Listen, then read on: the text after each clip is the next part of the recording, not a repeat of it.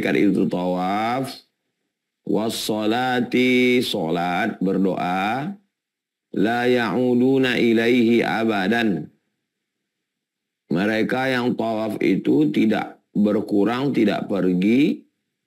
Artinya yang hari ini 70, besok nambah 70, besok nambah 70 ribu, besok nambah 70 ribu. Terus dari sejak awal diciptakan sampai sekarang. Itu riwayatnya sahih. Jalaluddin Abdurrahman As-Suyuti dalam tafsirnya. Jadi Allah Subhanahu wa Ta'ala memerintahkan malaikat untuk berkeliling di samping Al-Baitul Ma'mur, melaksanakan tawaf dan sholat bertasbih. Tugas pokok malaikat itu wa nahnu nusabbihu bihamdika, bertasbih. Itulah mengapa kita di samping Ka'bah itu juga ucapannya sama seperti ucapan malaikat. Putarannya juga sama seperti putaran malaikat berkeliling. Subhanallah walhamdulillah wa la ilaha illallah wallahu akbar. Malaikat di atas, kita di bawah. Kita ke kiri, malaikat juga sama. Ucapan kita sama, bertasbih subhanallah walhamdulillah. Jadi ketika tawaf itu rasakan bahwa di atas saya malaikat berkeliling dan saya sekarang di bawah berkeliling. Jadi memang ibadah ini perlu ada perenungan. Dari mana datang perenungan? Dari pengetahuan. Kenapa orang tidak merenung? Karena nggak tahu. Tengok orang keliling, keliling juga. Tengok orang lari, lari juga. Pulang ke Indonesia ditanya gimana umroh? Lari-lari aja, keliling-keliling aja, jogging-jogging aja. Itulah pentingnya manasik itu. Yang dikunjungi ini apa? Nah, maka kita udah bahas dalam pertemuan yang lalu. Detail, sedetil-detilnya tentang Ka'bah.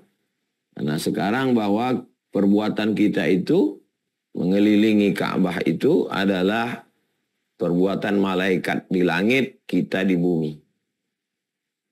Nggak bisa tawaf di Indonesia. Sholat bisa, baca Quran bisa. Tapi kalau tawaf, mesti di samping Ka'bah.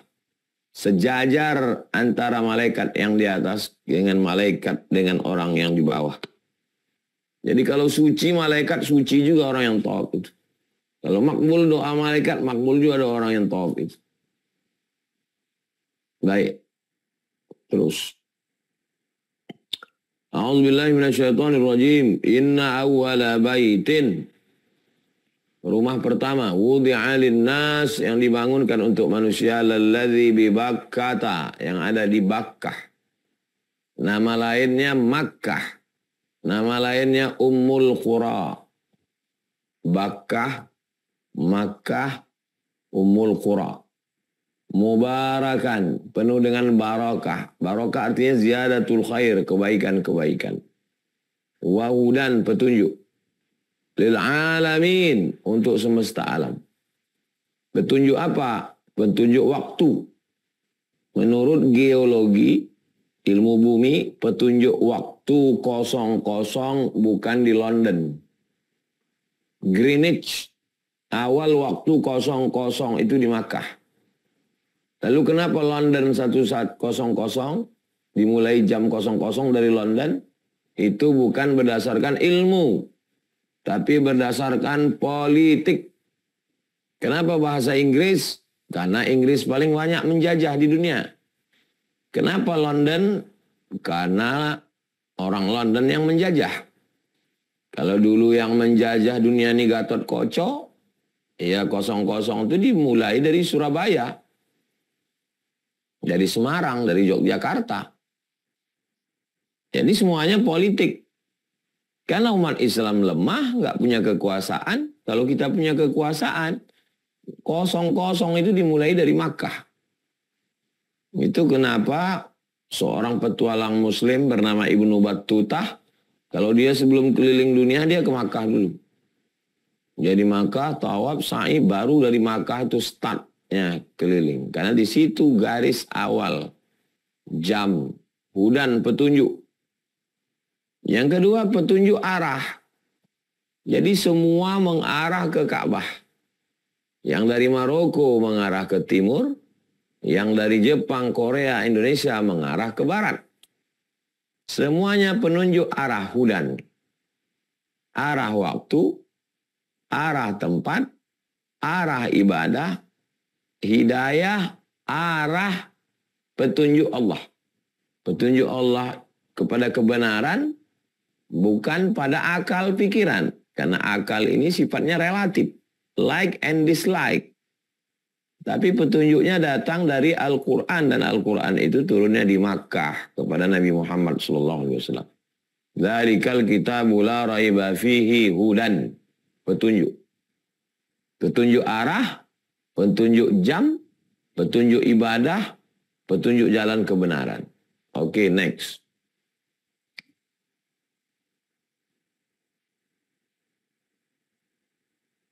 Banjir bandang pada zaman Nabi Nuh alaihissalam. Hancur semua bangunan. Termasuklah yang hancur itu bangunan Ka'bah. Dindingnya, atapnya, tiangnya roboh. Tapi pondasinya masih ada. Jadi Nabi Ibrahim alaihissalam mengangkat pondasinya, diangkat naik lagi ke atas. Bukan membangun dari nol. Itu bisa dilihat dari doa Nabi Ibrahim ketika meninggalkan anaknya Ismail. Askantu min dzurriyyati, aku tinggalkan anakku. Fi wadin ghairi dzi zar'in, di lembah yang tidak ada tanaman. Inda baitikal muharram, di samping rumahmu. Berarti rumahnya sudah ada. Di samping rumahmu maksudnya di samping Ka'bah. Dia membangun kan nanti dengan anaknya. Wong anaknya masih kecil, masih cilik. Gimana dia berdoa, aku tinggalkan anakku di samping. Maksudnya di samping pondasinya udah ada. Tapi belum direnovasi. Nah, jadi sudah ada. Hancur, tenggelam semua dunia ini. 40 hari, 40 malam, tenggelam Kan'an. Termasuklah yang hancur itu bangunan Ka'bah. Direnovasi ulang, ditegakkan dindingnya oleh Nabi Ibrahim bersama anaknya Ismail alaihissalam. Oke.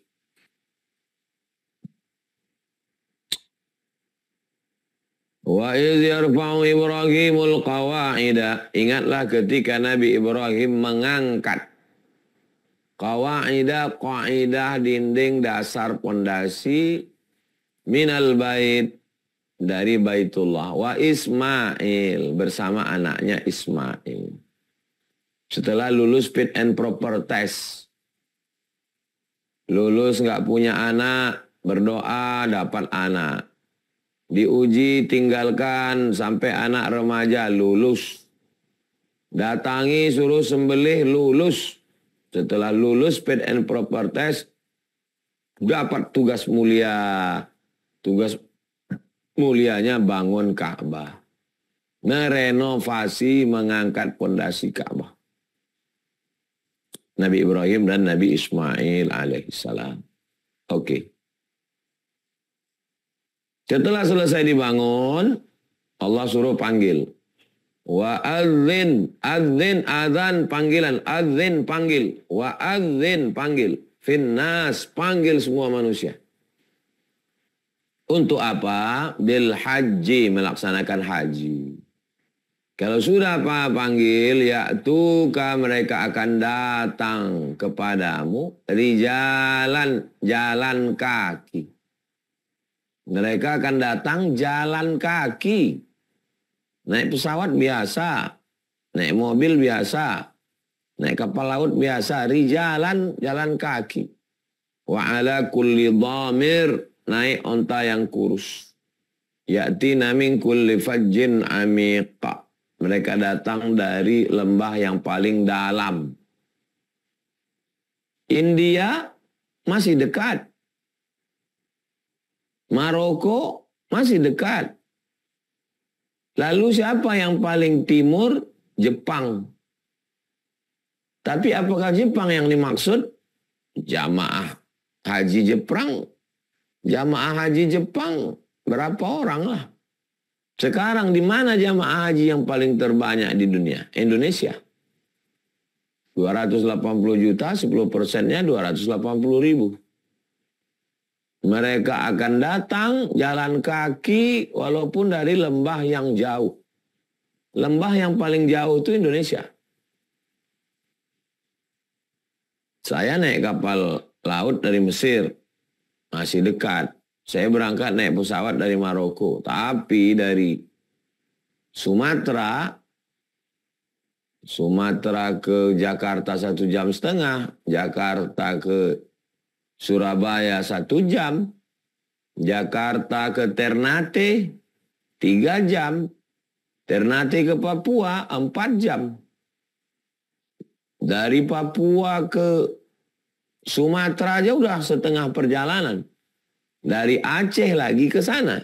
Bayangkan itu. Kita ini lembah yang paling jauh, paling dalam. Panggil wahai Nabi Ibrahim. Seandainya hari ini tidak ada orang yang datang melaksanakan haji, orang akan mendustakan ayat ini. Bohong ini ayat. Keluar duit, kerja tinggal, anak istri tinggal, sampai ke sana panas, letih, belum pernah ada jamaah umroh bilang tobat saya berangkat umroh. Ini nggak ada. Barokat Nabi Ibrahim disuruh Allah memanggil. Panggil. Mereka akan datang walaupun jauh tetap datang. Next. Wahai Ibrahim, panggillah manusia, mereka akan datang kepadamu meskipun berjalan kaki. Dari Makkah ke Madinah, 8 hari 8 malam. Ini zaman modern, naik pesawat, naik mobil, kereta api. Malah sekarang bule-bule jalan kaki. Live. Allah mau nunjukkan. Kalau zaman dulu orang jalan kaki memang nggak ada alat transportasi. Tapi sekarang jalan kaki. Oke, next. Berawal dari satu titik di gurun pasir kering kerontang. Mulai ramai. Sampai akhirnya menjadi tanah termahal di dunia. Tanah termahal di dunia bukan Las Vegas, bukan Moskow, bukan Tokyo, bukan Darwin, bukan Sydney. Tanah termahal adalah Makkah Al-Mukarramah. Menjadi titik pusat teramai di dunia. Musim haji berkumpul 5-6 juta manusia. Itu karena dibatasi kuota. Kalau nggak dikasih kuota, tumpah ruah semua manusia ke Makkah. Oke. Sampai orang keluar angkasa yang dilihat dari atas terang benderang di dunia ini bukan New York, bukan Kanada, bukan London. Yang nampak terang benderang menyala dari langit adalah Makkah Al-Mukarramah. Begitulah kuasa Allah Subhanahu wa Ta'ala. Oke, next. Itu yang besar itu lubang di bawah pintu ke sumur Zam-Zam. Sekarang ditutup, nggak ada lagi. Karena menghalangi orang tawaf. Dulu turun ke bawah, ngelihat pipanya masuk ke dalam sumur. Saya berangkat pertama kali bulan Mei tahun 1992, masih ada lubang. Masuk ke dalam, ngelihat sumur Zam-Zam, pipanya masuk ke dalam, buka keran. Kemudian setelah saya berangkat ke Mesir, dari Kairo berangkat, saya tengok udah ditutup, nggak ada lagi. Rumah-rumah yang ada itu, mimbarnya, mihrabnya, makam Ibrahimnya diperkecil sehingga tidak ada halangan lagi. Tawaf bebas hambatan. Nggak ada lubang sumur Zam-Zam. Satu sisi ada positifnya, lancar tawaf. Satu sisi kalau orang tidak membaca sejarah dia kehilangan. Ini Perlu kita melihat gambar-gambar masa lalu itu untuk mengambil iktibar pelajaran. Sejarah jangan terlupakan. Oke, next. Itu ada 4 pondok kecil warna hijau. Itu tempat imam mazhab 4. Mazhab paling tua Hanafi, mazhab nomor 2 Maliki, mazhab nomor 3 Syafi'i, mazhab nomor 4 Hambali. Jadi sholat mazhab per mazhab nggak nyampur. Lantainya masih pasir. Masih pakai tenda-tenda, terpal-terpal keliling. Bayangkan nenek moyang kita yang berangkat ke sana. Ini tahun 1371. Sekarang 1445. Berarti ini adalah 73 tahun yang lalu. Ini gambar Makkah 73 tahun yang lalu. Jadi dulu mazhab yang mayoritas di Makkah ini yang berkuasa adalah mazhab Syafi'i. Maka dipimpin oleh Syarif Husain.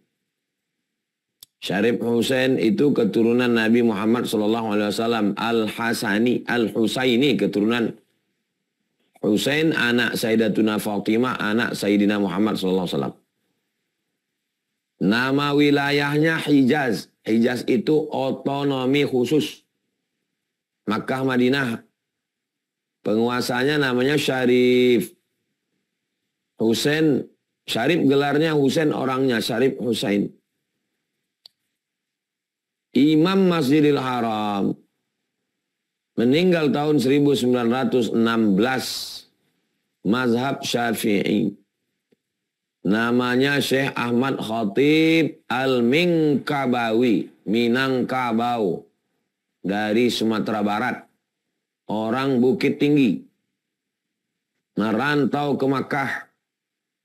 Hafal Quran, hafal hadis, ahli fikih, alim. Dulu orang Makkah mengejek orang yang datang dari Asia Tenggara, Jawi Bagar. Jawi maksudnya orang Nusantara ini disebut Jawi. Kalimantan, Sulawesi, Moro, Patani, Thailand itu disebut Jawi semua, Nusantara. Jawi Bagar. Jawi Bagar, Bagar maksudnya lembu. Jawi Bagar, orang Nusantara lembu. Kenapa diajak lembu? Karena nggak bisa bahasa Arab. Bahasa Arabnya bahasa Arab pasaran, tidak ilmiah. Allah mengangkat derajat orang Jawi. Ada yang ahli tafsir, ada yang ahli hadis, ada yang ahli fikih jadi imam Masjidil Haram. Yang ahli tafsir namanya Syekh Nawawi Al-Bantani dari Banten. Nama kitab tafsirnya Marah Labid fi Kasfi Ma'anil Qur'anil Majid. Gelarnya Sayyid Ulama Il-Hijaz, pemimpin ulama Hijaz. Yang ahli hadis namanya Syekh Mahfud At-Tirmasi dari Tremas, Pacitan. Gurunya Mbah Hasyim Asy'ari. Ahli hadis. Yang ahli fikih namanya Syekh Ahmad Khatib Al-Minkabawi. Imam Masjidil Haram. Majelisnya teramai. Jadi waktu itu Makkah keilmuannya dikuasai oleh Jawi. Hilanglah panggilan sebutan Jawi Bagar karena kehebatan orang-orang Nusantara. 1924 terjadi revolusi. Lalu Makkah Madinah dikuasai oleh King Abdul Aziz yang awalnya seorang gubernur amir di Najd. Najd itu Riyadh, 1000 kilo dari Makkah. Mazhabnya Hambali. Jadi kalau ada yang heran, kenapa ulama dari Jawa Timur, Mbah Hasyim Asy'ari mazhabnya kok Syafi'i. Bahwa Hasbullah mazhabnya kok Syafi'i. Padahal Makkah itu kan Hambali. Hambali itu sekarang. Kalau dulu mazhabnya Syafi'i. Oke, ini kita belajar tentang masa lalu. Next. Ini masa depan. Jadi masa lalunya sudah begitu hebat, masa depannya nanti lebih hebat lagi zaman anak cucu kita insya Allah. Oke, next. Ini mizab. Ini tiang 3 di dalam Ka'bah. Ada kiswahnya warna hijau, yang di luar warna hitam. Oke. Next. Ini batas kota Makkah yang disebut dengan Tanah Haram.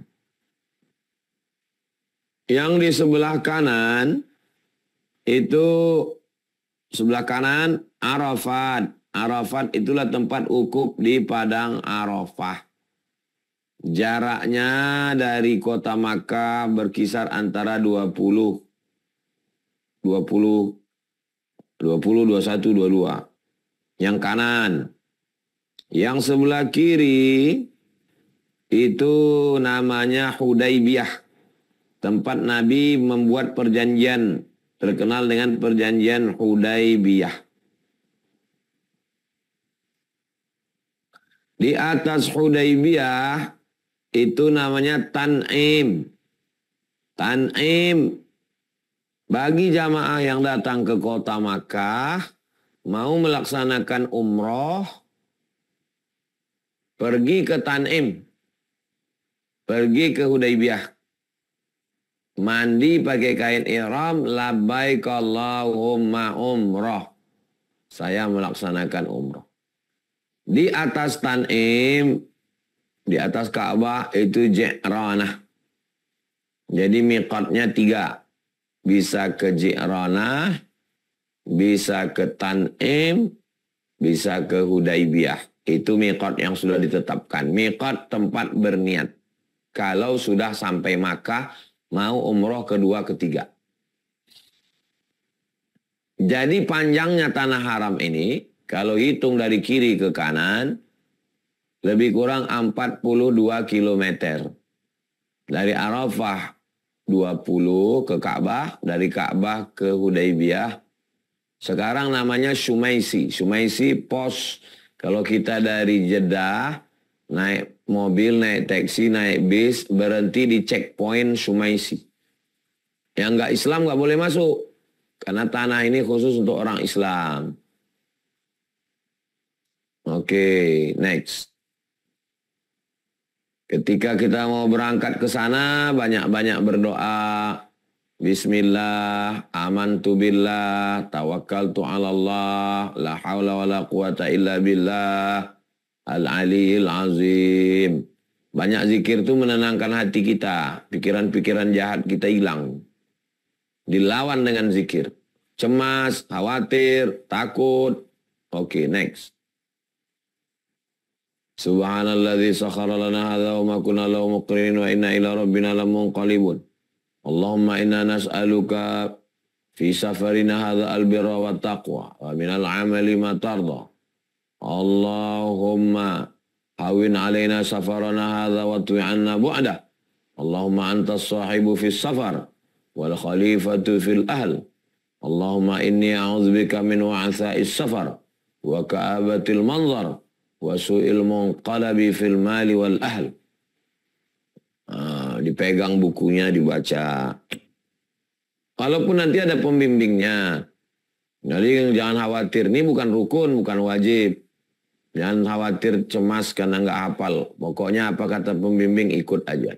Oke, next.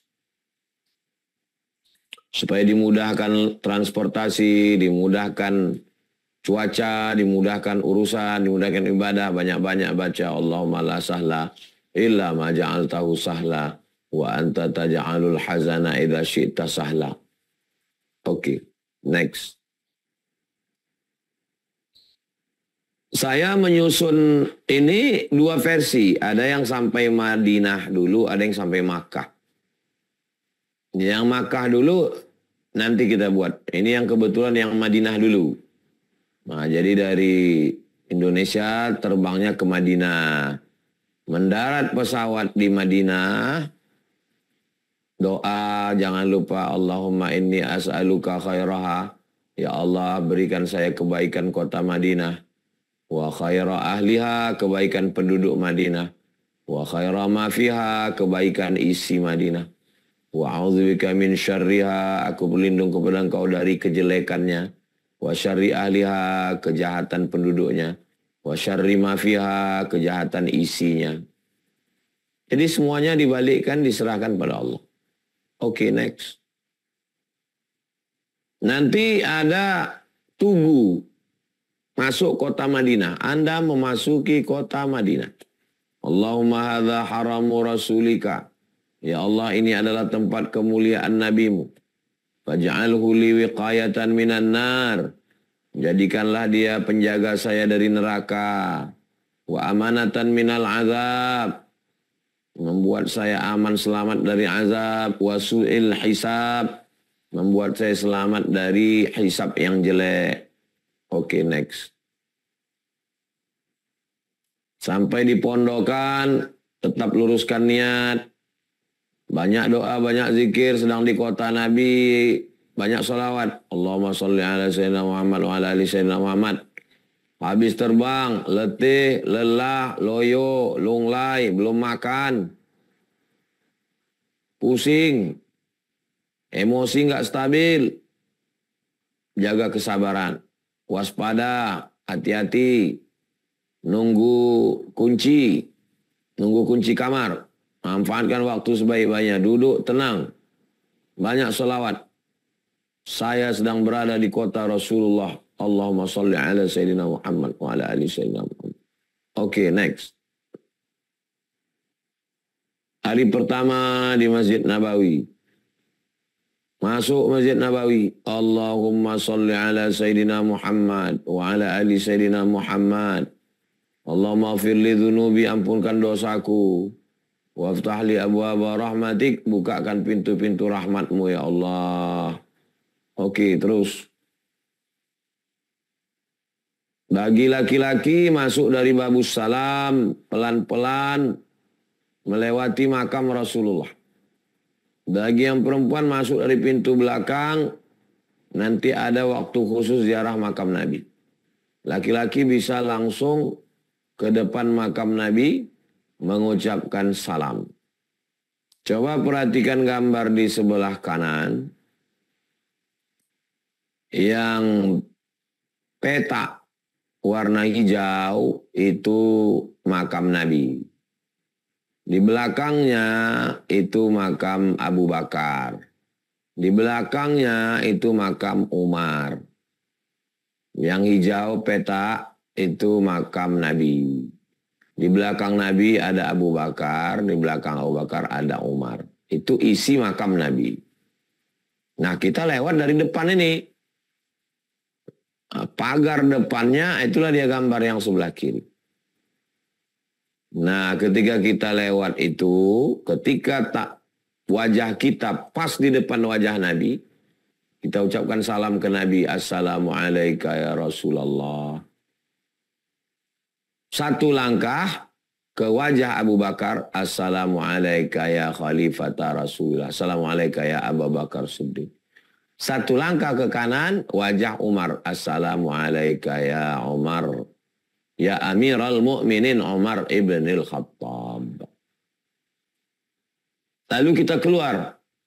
Pintu keluarnya namanya Babul Baqi. Karena pintunya itu terus ke makam Baqi. Bagi laki-laki. Assalamualaikum ya Rasulullah. Berdoa kepada Allah dengan bertawassul kepada Rasulullah. Mintanya sama Allah. Tapi nyebut nama orang yang dicintai Allah. Bertawasul itu tidak syirik. Aku memohon kepadamu ya Allah. berkat kemuliaan Nabi Muhammad, sampaikan anakku kemari, beri aku rezeki supaya bisa haji, sehatkan penyakitku, tetanggaku, kawanku, sahabatku, guruku. Minta semua ini, minta sambil jalan itu. Mintanya sama Allah, bukan minta sama Nabi. Tapi menyebut orang yang dicintai Allah. Itu namanya tawassul kepada Nabi Muhammad SAW. Oke, next. Assalamualaikum ya Rasulullah. Sambil jalan. Bisa berhenti-berhenti, nggak bisa diusir polisi sambil jalan. Warahmatullahi wabarakatuh. Assalamualaikum ya Nabi Allah. Assalamualaikum ya Habib Allah. Oke, terus. Kita lewat dari pintu A. Dari A kita jalan, itu pintu Babus Salam, jalan. Terus itu B. B itu adalah mihrab, tempat imam yang sekarang tidak dipakai lagi. Dulu ketika perluasan Masjid Nabawi itu pernah jadi mihrab. Mihrab tempat imam. C itu adalah mimbar, tempat Nabi menyampaikan khutbah. Oke. E itu adalah mihrab, tempat Nabi jadi imam. Waktu Nabi jadi imam di E itu. F, tempat imam yang sekarang. Jadi sekarang kalau imam Masjid Nabawi itu di F. Kita jalannya laki-laki di antara F dan E. Ada jalan di situ. Jalan. Yang hijau itu dari C sampai ke makam Nabi yang hijau itu namanya Taman Raudhah. Dari C ke makam Nabi panjangnya 22 meter. Dari C ke D ke belakang itu 15 meter. 15 kali 22. D, di depan mimbar, depan C ada D. D itu adalah tempat muazin. Seperti pondok dia. Di atas itulah muazin, azan. Masih di dalam raudhah. Oke. Itu H. Setelah hijau, H. Itulah makam, komplek makam Nabi. Yang warna kuning jingga di depan itu kubur Nabi. Peta 4 itu. Di belakangnya kubur Abu Bakar. Di belakangnya Umar. Jadi kalau kita berdoa menghadap makam Nabi dari raudhah. Itu kita menghadap kepala Nabi. Jadi kepala Nabi ini di raudhah. Kepala Nabi menghadap ke raudhah. I itu adalah rumahnya Fatimah. Sayyidatuna Fatimah bersama Sayyidina Ali. H itu kamarnya Aisyah. H, kamar Aisyah. Waktu Nabi meninggal, dikuburkan di kamar Aisyah. Di samping makam Nabi, di samping rumah Nabi itu rumah Sayyidina Ali. Sekarang satu ruangan itu. Oke, itu N itu pintu keluar namanya Babul Baqi. Pintu Baqi keluar di N. Keluar dari situ terus ke pemakaman Baqi. Oke. Itu yang pintu coklat itu mimbar Nabi. Mimbar. Di samping pintu coklat yang ada atap kerucut itu mihrab, tempat imam. Ma baina baiti wa mimbari, antara rumahku dari kerucut ke kiri itu rumah Nabi. Antara mimbarku, mimbar itu yang coklat. Antara mimbarku dan rumahku, Raudhatun min riyadil jannah, taman raudhah. Jangan cemas, jangan takut, semua jamaah bisa masuk ke dalam. Karena diatur dengan pengaturan yang baik sehingga bisa masuk ke dalam. Sekalipun dalam satu keberangkatan, ya alhamdulillah. Terus.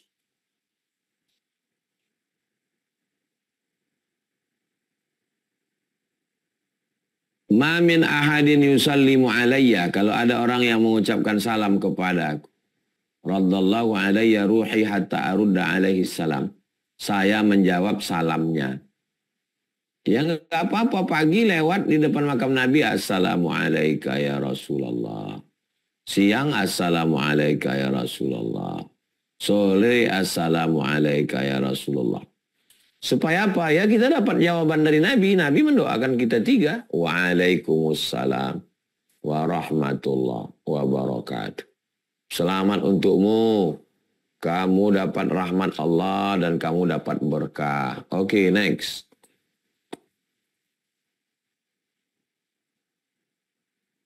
Jasad Nabi tidak dimakan tanah.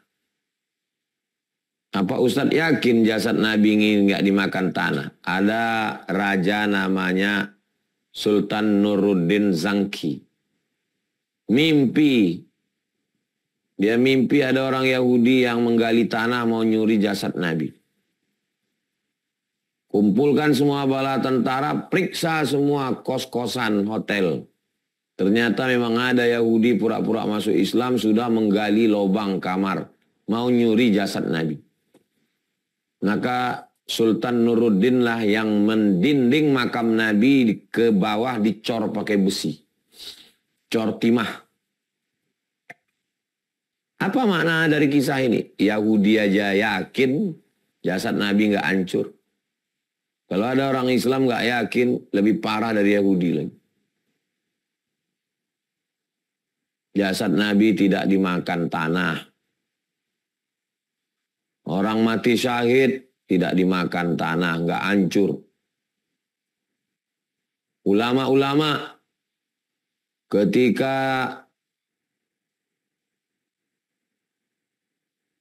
PLTA, pembangkit listrik tenaga air 13 Koto Kampar, Kabupaten Kampar Riau. Maka beberapa desa kecamatan akan digenangi air. Kepada seluruh masyarakat, harap menggali kubur bapaknya, ibunya, neneknya, kakeknya. Pindahkan. Ketika digali, ulama jangankan jasadnya, kain kafannya pun masih utuh. Yang cerita ke saya anak kandungnya.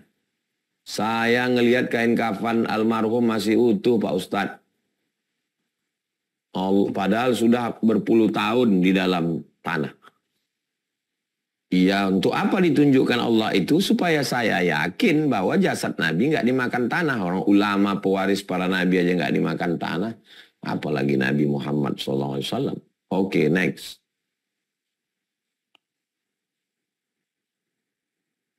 Bertawassul. Saya memohon kepada Engkau ya Allah.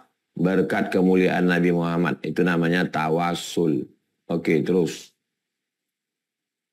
Nabi Adam bertawassul. Ya Rabbi as'aluka bihaqqi Muhammad. Ya Allah, aku mohon kepadamu berkat Nabi Muhammad. Ampunkan dosaku. Nabi Adam alaihissalam itu. Terus. Pendapat ulama. Kata Imam Al-Hakim dalam Mustadrak sahih. Imam As-Suyuti menyatakan sahih. Imam Al-Baihaqi meriwayatkannya. Imam Al-Qastallani menyatakan sahih. Imam Az-Zurqani mengatakan sahih. Imam As-Subuki, ulama-ulama mengatakan riwayat ini sahih. Terus orang Yahudi bertawassul. Inna nas'aluka bihaqqin nabiyil ummil ladzi wa'adtana an tukhrijahu lana fi akhir zaman.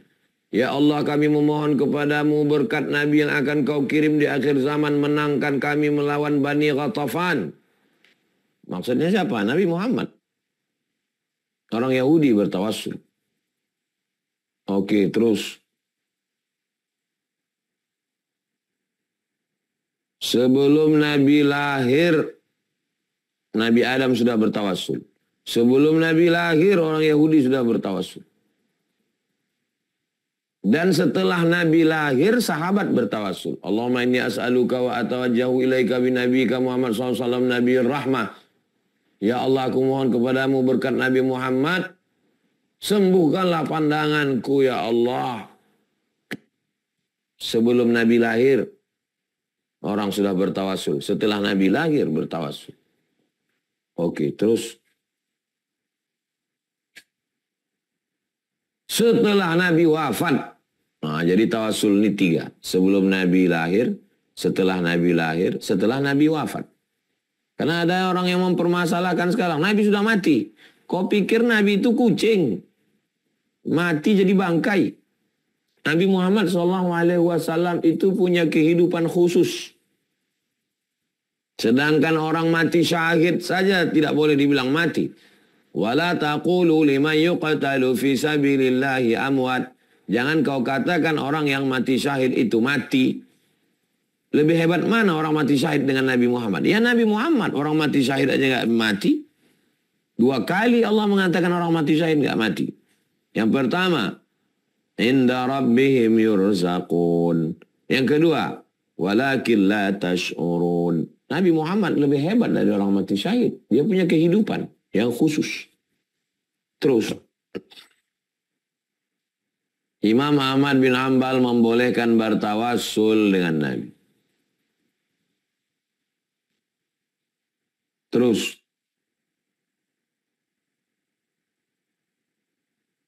Tidak ada jalan menuju Allah kecuali melalui jalan Nabi Muhammad SAW.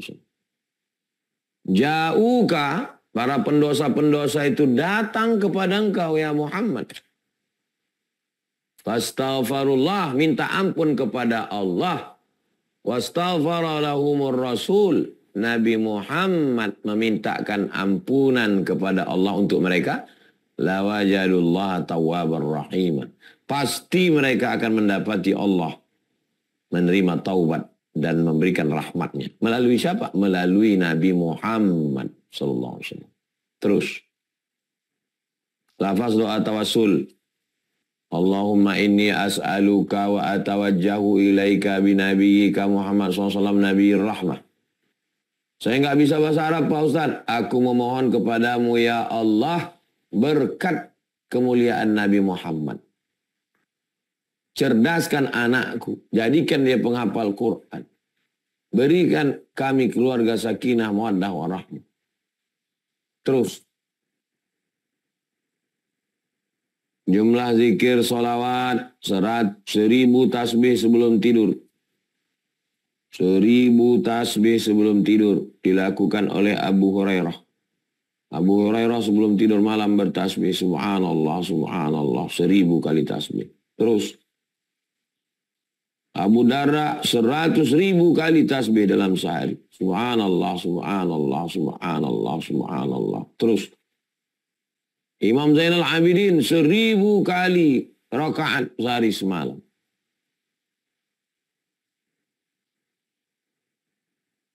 Amir bin Qais bin Abdul Qais salat dari terbit matahari sampai asar. Terus Imam Ahmad bin Hanbal 300 rakaat sehari semalam. Terus nah, setelah itu menuju pemakaman Baqi. Kita selesaikan dulu yang di Madinah ini. Nah, nanti baru selanjutnya masuk ke kota Makkah. Kita habiskan dulu slide Madinah. Oke. Itulah dia pemakaman Baqi. Mundur lagi ke belakang. Itu yang putih itu Masjid Nabawi. Yang di kiri tanah kosong nggak ada bangunan itu pemakaman kubur Baqi. Jadi luasnya lebih besar daripada Masjid Nabawi. Habis subuh, sholat, habis subuh, langsung ke Baqi buka dia. Sama habis asar. Perempuan nggak bisa, laki-laki aja. Oke, next. Ini pemakaman Baqi. Assalamualaikum ya ahla diyar minal mu'minin Wa inna insyaallah bikum lahiqun. Yarhamullahu al-mustaqdimin wal mustakhirin. Nas'alullah lana wa lakumul afiyah. Terus lalu kita mengunjungi tempat-tempat sejarah, ada Bukit Uhud, ada Masjid Qiblatain, ada Masjid Quba, ada Masjid Tujuh, ada Pasar Korma, ada percetakan Al-Quran dan lain-lain. Terus itu Jabal Uhud, yang panjang di belakang tuh Jabal Uhud. Yang bukit kecil, satu bukit kecil itu namanya Jabal Rumat. Rumat artinya pemanah. Ada pemanah di atas itu. Oke, terus ini di Masjid Quba. Siapa yang sholat sunat 2 rakaat di Masjid Quba dapat pahala seperti umroh. Masjid Quba, masjid pertama yang didirikan Nabi ketika sampai di Quba sebelum sampai Madinah. Terus Masjid Qiblatain, Qiblatain 2 kiblat. Kiblat aslinya dulu ketika baru sampai mengarah ke Baitul Maqdis Palestina. Semoga Allah menolong saudara kita di Palestina. Lalu kemudian terbarunya pindah ke arah Ka'bah. Terus selama di Madinah perbanyak sholat sunat.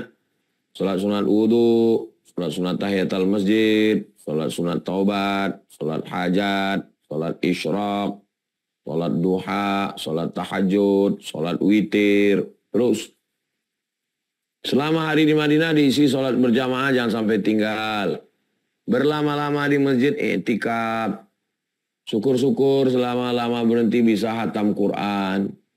Banyak zikir, berdoa, muhasabah, amal-amal soleh. Terus oke, habis. Nah, nanti baru hari terakhir berniat dari miqat. Hari terakhir di Madinah menuju Makkah. Ini pertemuan berikutnya. Kita cukupkan lebih kurang 45 menit.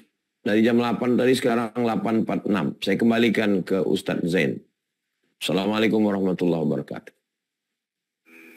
Waalaikumsalam warahmatullahi wabarakatuh. Jazakallah khair kepada Tuan Guru Ustadz Profesor Ustadz Abdul Samad Hafizahullah Ta'ala. Jazakallah khair atas ilmunya. Tadi kalau kemarin kita membahas detail tentang Ka'bah ya, bangunan Ka'bahnya, bahkan sampai tiang-tiangnya, segala halnya.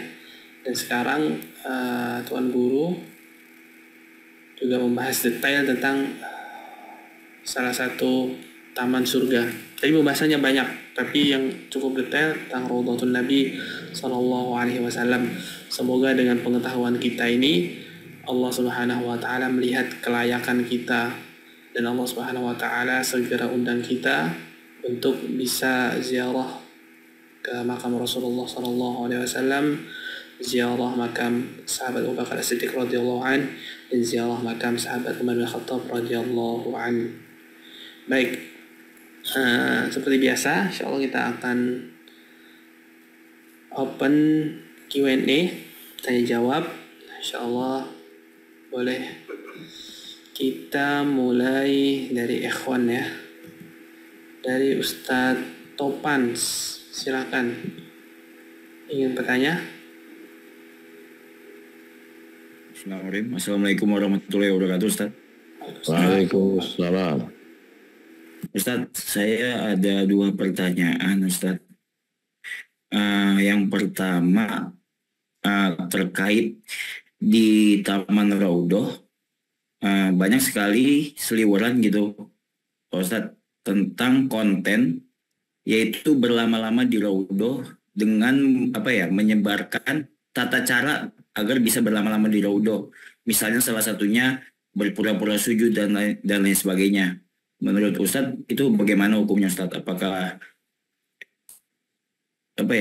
mengganggu atau mengurangi kesempatan untuk jamaah yang lain untuk berkunjung ke sana? Itu pertanyaan pertama saya, Ustadz.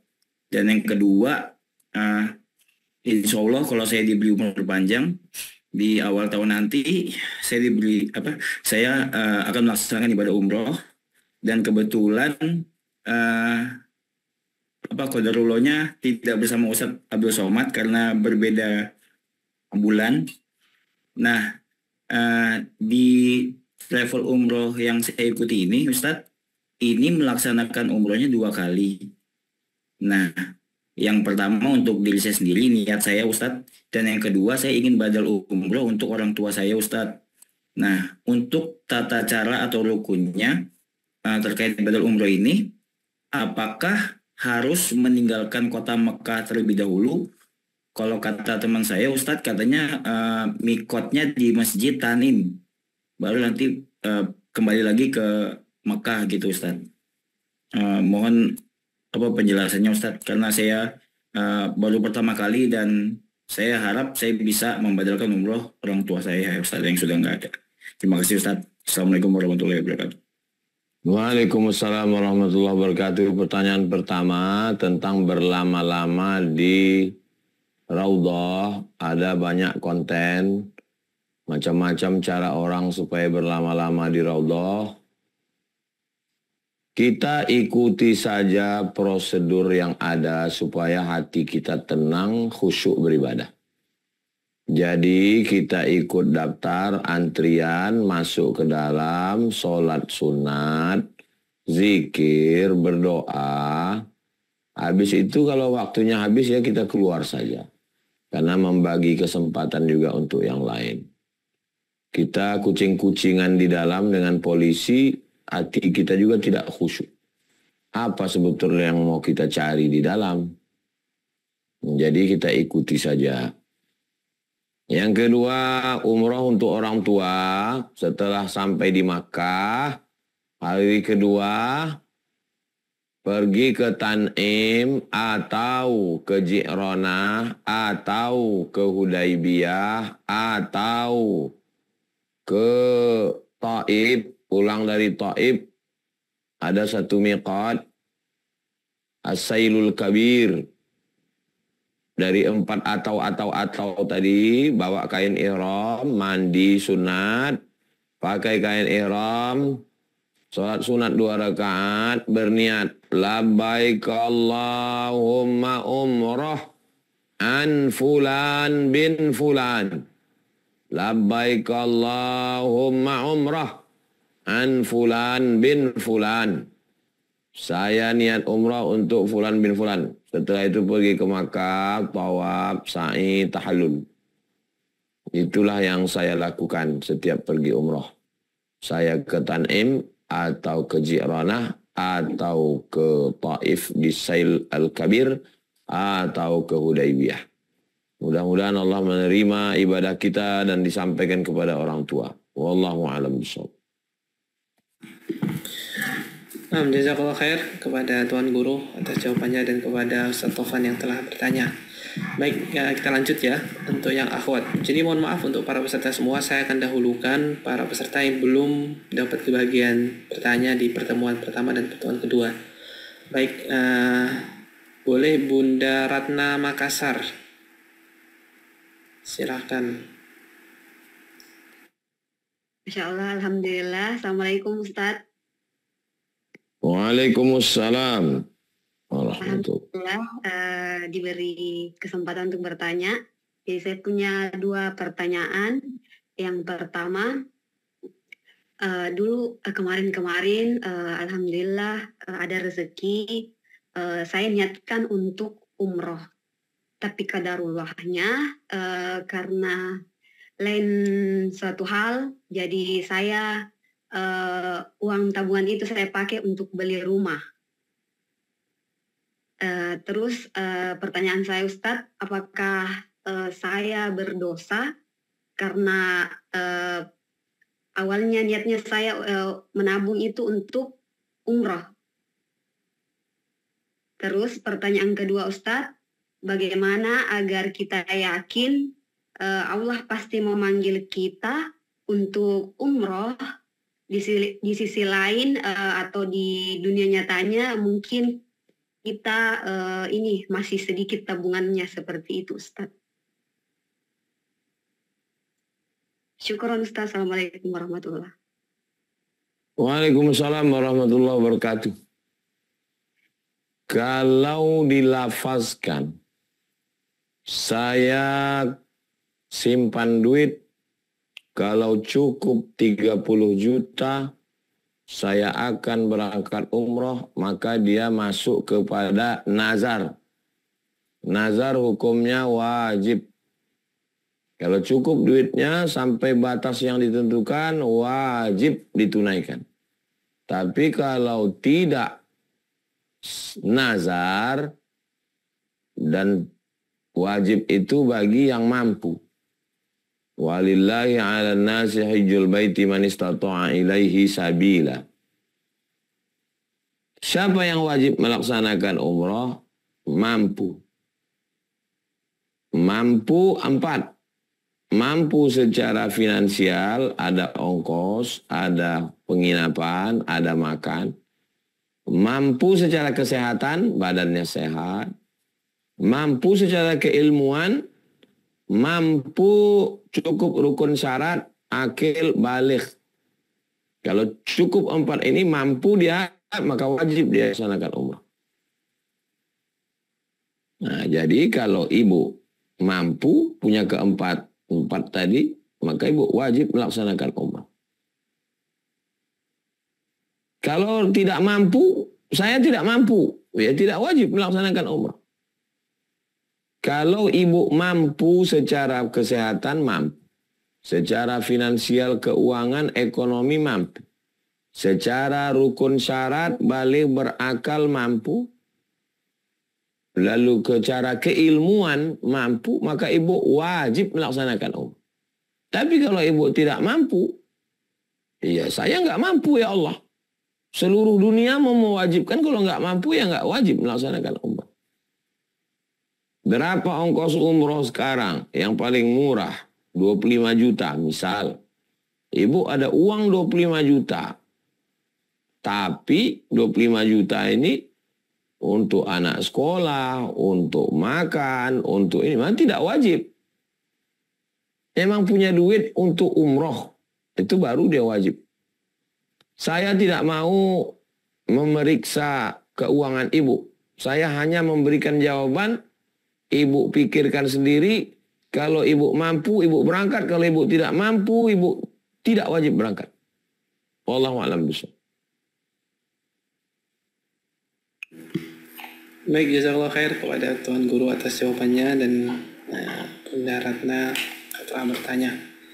Semoga Allah Subhanahu wa taala memberi kita rezeki yang luas agar bisa bolak-balik ke Haramain dan bisa mendapatkan peluang amal soleh yang lainnya. Baik, lanjut penanya selanjutnya. Bapak Ahmad Basiruddin Lombok.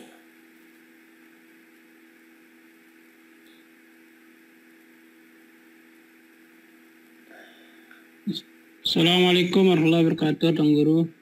Waalaikumsalam warahmatullahi wabarakatuh.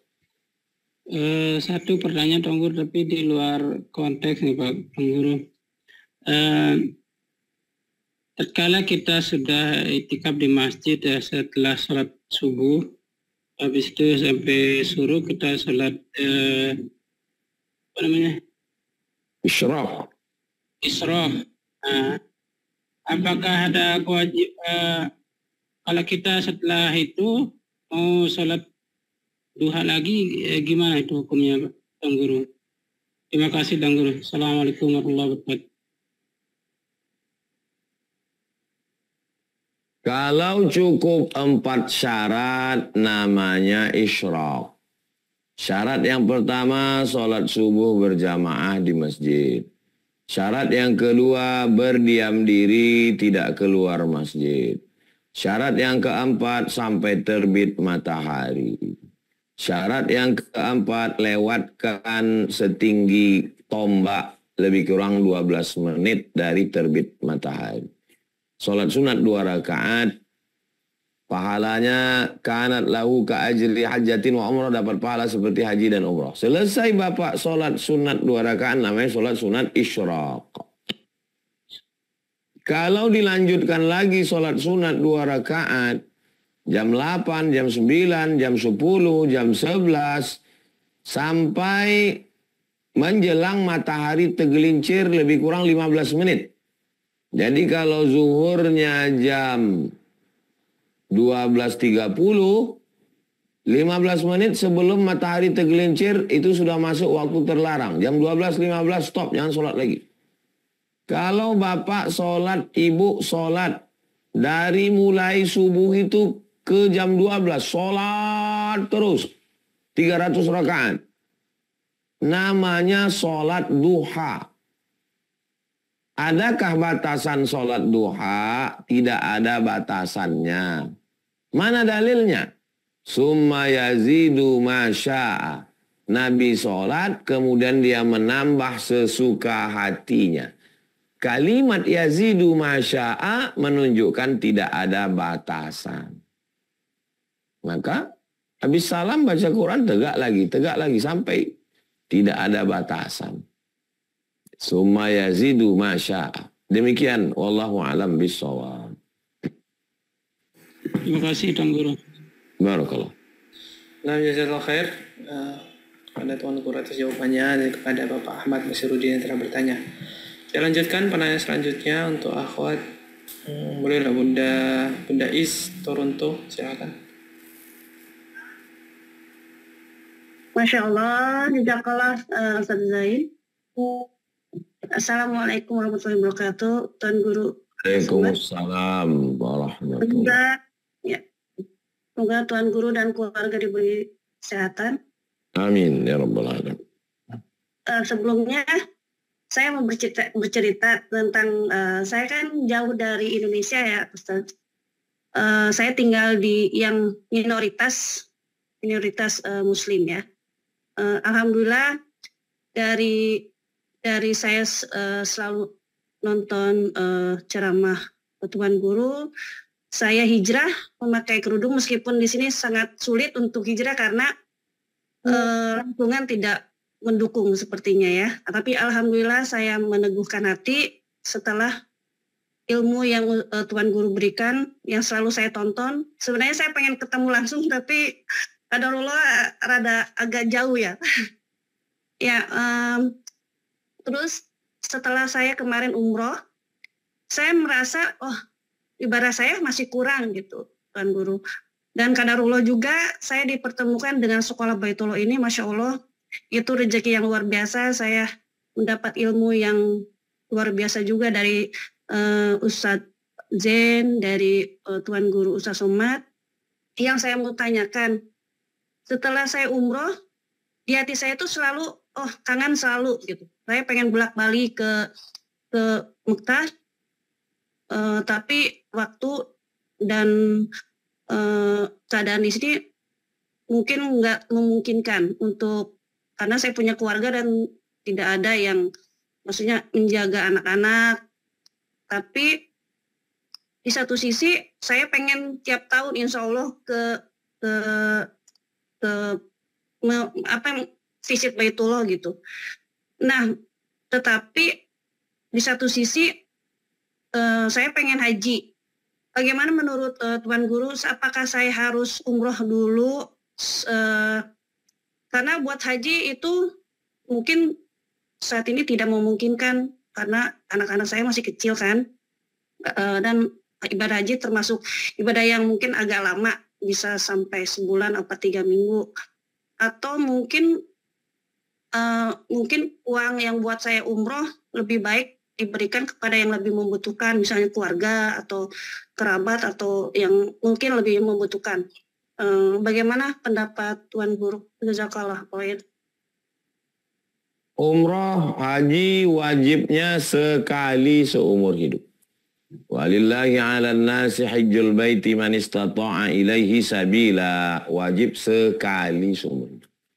Kalau ibu sudah melaksanakan umrah, maka ibu tidak wajib lagi. Kalau ibu mau melaksanakan umrah, hukumnya sunnat.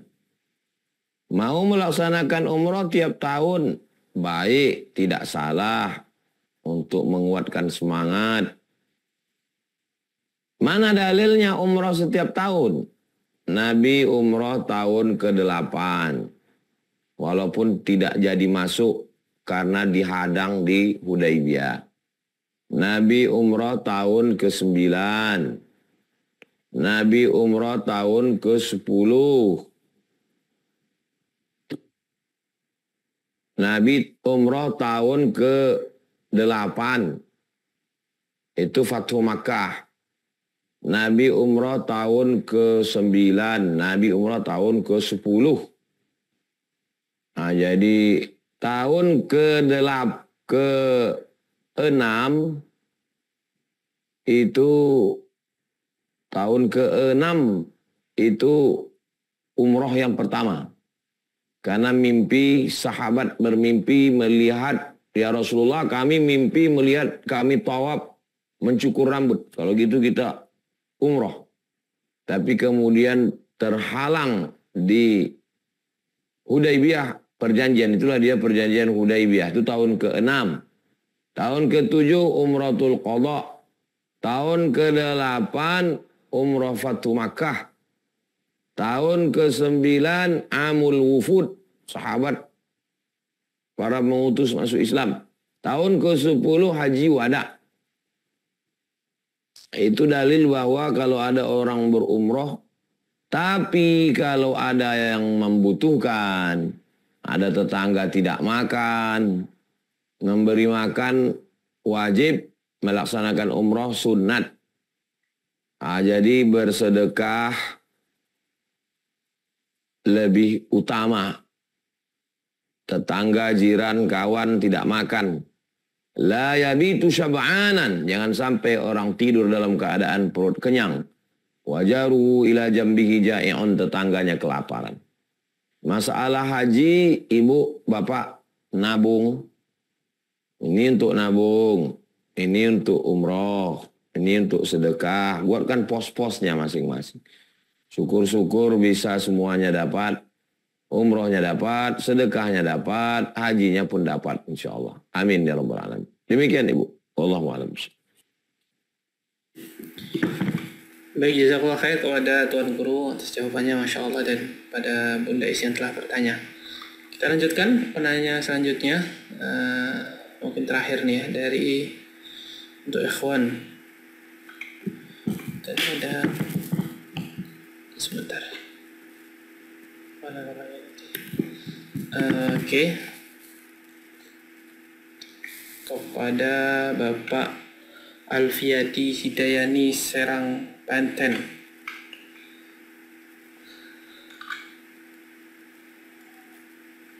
Silakan. Assalamualaikum warahmatullahi wabarakatuh. Waalaikumsalam. Terima kasih sebelumnya. Mudah-mudahan Ustaz Abdul Somad diberikan kesehatan. Amin ya rabbal alamin. Amin ya Allah. Amin ya Rabb.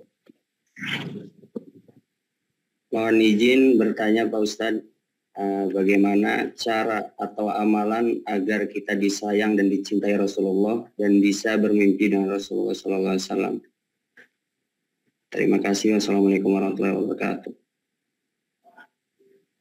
Waalaikumsalam warahmatullahi wabarakatuh. Kata guru-guru kami, membaca riwayat tentang diri Nabi, di antaranya kitab Asy-Syama'il Al-Muhammadiyah, sudah diterjemahkan ke dalam bahasa Indonesia. Asy-Syama'il Al-Muhammadiyah, tentang wajah Nabi, tangan Nabi, rambut Nabi, sorban Nabi, sendal Nabi, kaki Nabi. Kalau kita baca itu, kita renungkan, menanamkan cinta kepada Nabi, terbawa ke dalam bawah sadar, terbawa ke dalam tidur. Itu yang selalu dibaca oleh para ulama-ulama untuk menanamkan cinta kepada Nabi. Tak kenal maka tak sayang. Asy-Syama'il Al-Muhammadiyah. Kita biasanya kalau maulid baca itu dulu baru baca maulid. Setelah Asy-Syama'il Muhammadiyah dibaca, diamalkan. Pertama tahu dulu, setelah tahu diamalkan. Setelah diamalkan diperjuangkan. Memperjuangkan dakwah, memperjuangkan majelis taklim, memperjuangkan madrasah Al-Quran, itu kita ada semangatnya. Pertama mengenal melalui Asy-Syama'il Al-Muhammadiyah. Kedua, mengamalkan. Ketiga, memperjuangkan. Keempat, mengajak orang untuk beramal. Jangan masuk surga sendirian. Amar ma'ruf nahi mungkar. Itulah 4 langkah kita. Mudah-mudahan Allah menanamkan rasa cinta ke dalam hati kita. Dan cinta kita berbalas ke Nabi SAW. Kata Nabi, almar'u ma'aman ahab, orang akan bersama dengan siapa yang dia cintai. Wallahu alam bisawab. Demikian. Jazakallah khair kepada Tuan Guru atas jawabannya dan Ustaz Alfiyadi atas pertanyaannya. Nah, alhamdulillah telah selesai sesi tanya jawab.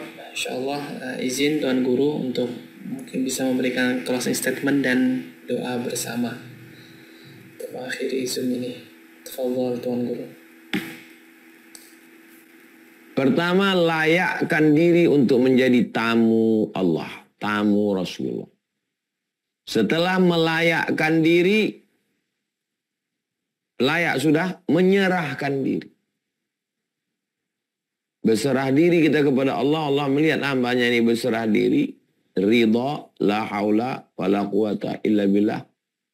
Nanti dibukakan Allah pintu, syukuri. Layakkan diri, serahkan diri, syukuri.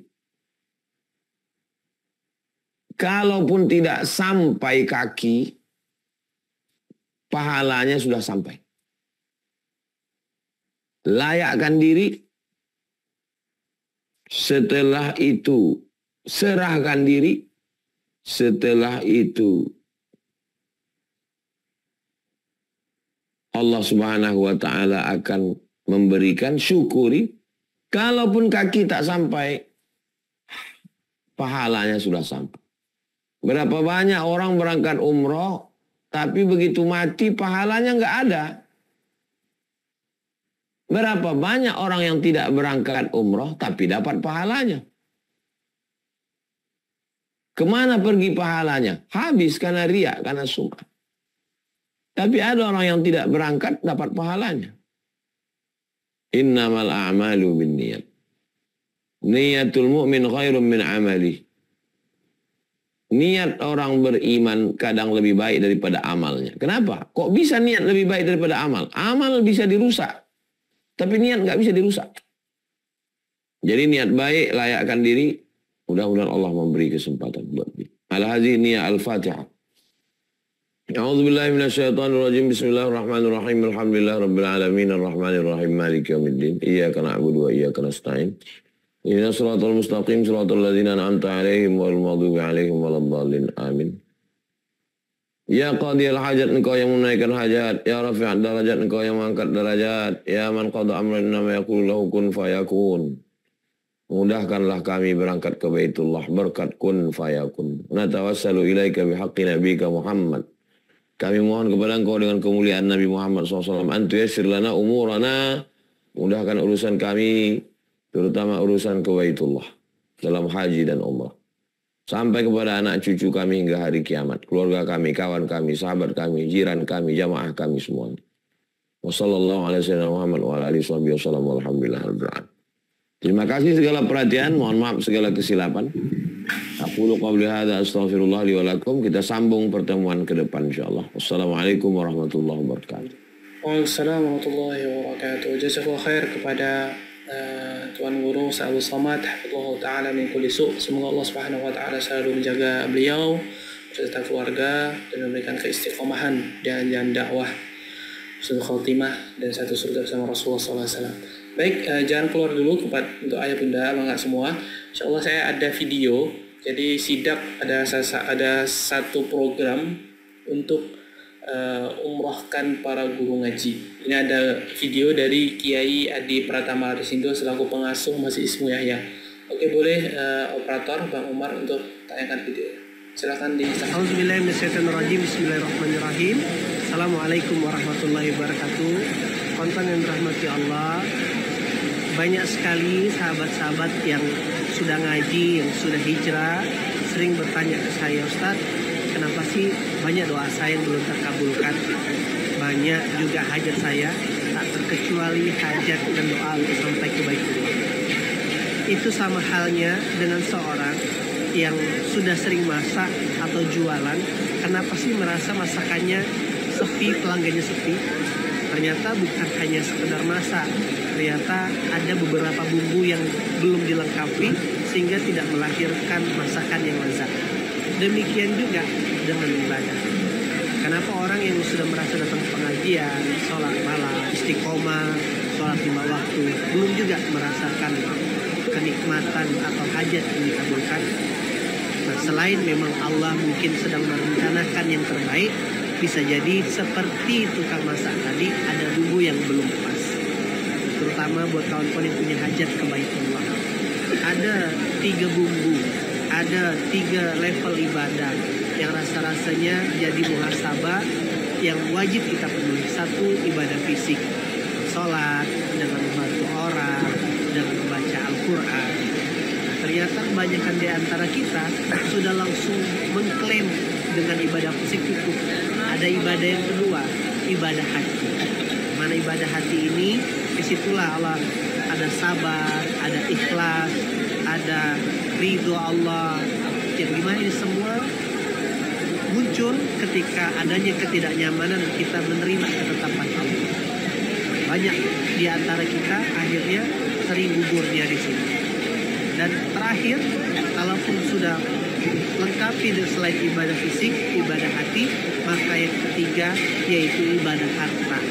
Allah menyebutkan lan tanulu hatta tunfiqu mimma tuhibbu. Kamu, kata Allah, sekali-kali tidak akan sampai kepada kesempurnaan kebaikan. Allah bilang lan, tidak akan sampai sebelum menginfakkan sebagian harta yang kamu cintai di jalan Allah. Nah, maka lakukanlah 3 komposisi ibadah ini. Luangkan waktu, maksimalkan ibadah fisik dan sholat, mengaji dan sebagainya. Lapangkan hati dengan ibadah hati ketika ada hal yang tidak nyaman datang dalam kehidupan kita. Dan sempurnakanlah semua ibadah itu dengan berinfak di jalan Allah. Begitulah rumus kehidupan ini, kawan-kawan. Tak terkecuali, maka apa hadiah yang paling mahal ketika bumbu-bumbu ini kita penuhi, diperkenankan kita untuk melanjutkan kebaikan yang satu ke kebaikan berikutnya. Bagaimana rukun Islam, umroh atau haji ini menjadi rukun yang kelima, penyempurna setelah kita syahadat, sholat, zakat, dan puasa. Sempurnalah di tempat ini ibadah. 3 level ibadah itu. Nah, lalu melalui video ini teman-teman, saya ingin mengajak buat kawan-kawan yang ingin menyempurnakan ketiga ibadah itu, terutama ibadah harta, dimana tidak ada yang kebetulan buat yang menonton. Kita punya prinsip sunatullah, untuk dapat padi, tanamlah padi, untuk dapat jagung, tanamlah jagung, untuk dapat durian, tanam lebih durian. Nah, sama, untuk bisa berangkat ke Baitullah, selain penuhi 3 tadi, ya kan, terutama yang ketiga. Nah, tanamlah juga benih Baitullah. Apa itu? Hadir sebuah program, ya kan, untuk menyempurnakan ibadah harta. Apa programnya? Yaitu patungan untuk orang-orang, para pejuang Quran bisa sampai ke Baitullah. Mulai 10.000, 20.000, terserah. Insya Allah bersama guru kita, Ustadz Abdul Somad. Bersedekah saja Allah balas 700 kali lipat. Dilanjutkan lagi, bersedekah ke orang yang terbaik, menggulung kebaikan itu. Apalagi sedekah untuk orang baik, untuk melaksanakan ibadah terbaik. Jazakallah khairan katsiran. Assalamualaikum warahmatullahi wabarakatuh.